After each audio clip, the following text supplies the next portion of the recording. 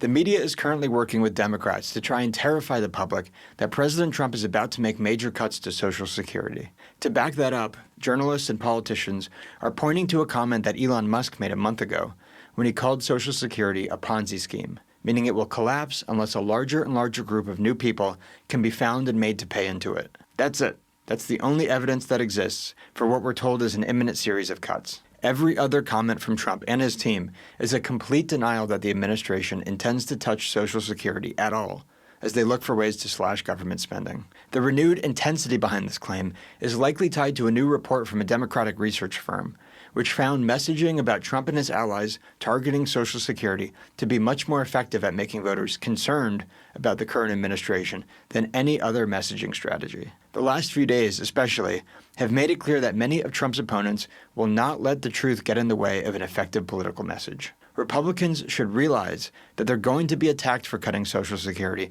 regardless, so they should use this as an opportunity to actually do it, because Social Security cuts are absolutely necessary. Musk was right to call it a Ponzi scheme. We're taught to think of Social Security as the government holding on to some of your money for you to then send it back when you're old and retired. In reality, what we call Social Security is not insurance or a trust fund. It's really two programs, a tax and a welfare program. This was laid out well in an article by Ryan McMaken a few years ago. In short, money is taxed from younger working Americans and sent to older Americans. The money that those currently receiving Social Security benefits paid in was spent on other people years ago.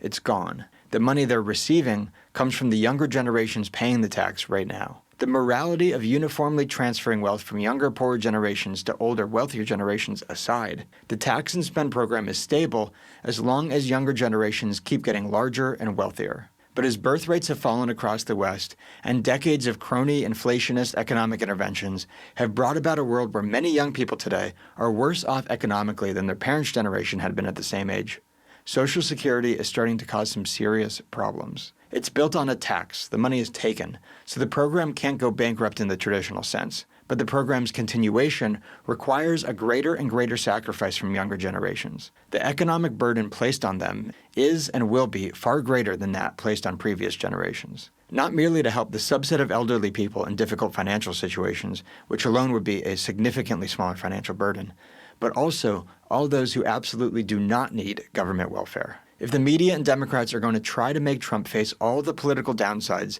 of addressing this problem, regardless of what he does, we may as well get some of the benefits.